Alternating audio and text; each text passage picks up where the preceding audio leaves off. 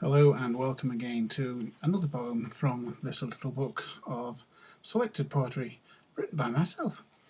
In 1992 to 1995 I did a social and literary studies degree, and I think it was year 2, so that would have been 93, possibly 94, early doors. We as a class all went on the lit side of things to London for a weekend on a field trip, like you do, at the Marriott Hotel, the Thistle Hotel, on the where the bridge is in London. It's the one right next to it. I hope it's still there, but this is basically some of what happened. It's called the field trip. Right from the start it looked so promising, and we were never once let down, for things started happening so thick and so fast as we travelled to London town. Derek and John and Jim in a room was always going to be fun, for they had 2 hairdryers in one room and not a hair on one.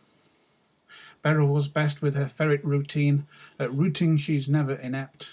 5 minutes is all that it took to find where everything was kept. Picasso was first, but for most of us there, it was art with a capital F. Except Jean, who was in raptures. It made me think, was I blind, dumb, and deaf? An ambition fulfilled was my visit to Tate. What a wonder they were to see, those wonderful pre-RAF paintings by Hunt, Burne-Jones, Millet, and Rossetti. On Saturday night, as we all prepared for a night out in the West End, stories were heard of Jim with the ironing. Was he starting a new trend?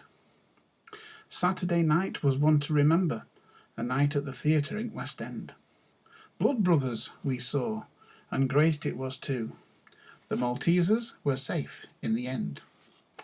But as is the case on these fine occasions, there's always the chance of mishap, for Beryl was intent on having her fun and spilling ice cream in her lap.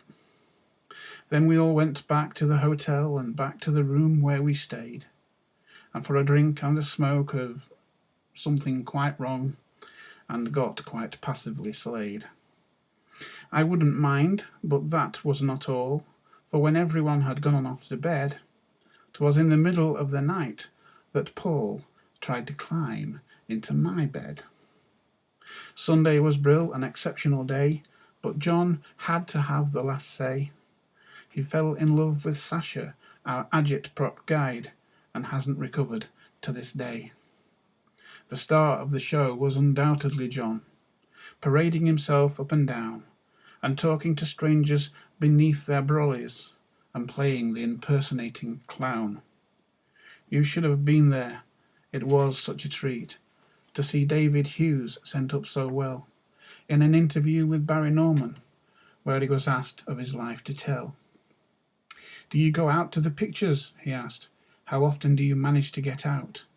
But the answer from John was simple. Only when Helen lets me out. Then Christine and Jean did their tap dancing bit. Stars for the day they became.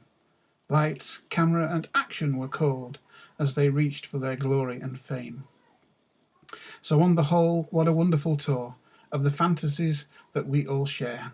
My only regret is that John would not share his own little fantasies there. But then that is another story. If you ever studied at High Melton in Doncaster, either on the DipHe programme or the BA programme that it later became, you know about David Hughes, you know about Helen Hughes, you know about Barry Calder, and you know about all those wonderful tutors that once were there, but sadly the site is no longer as beautiful as it once was. We went a couple of years ago and it was quite sad to see. Obviously things have moved on to Sheffield Hallam University now, but that poem was written at a time when I was there studying for my degree. God bless you. See you next time.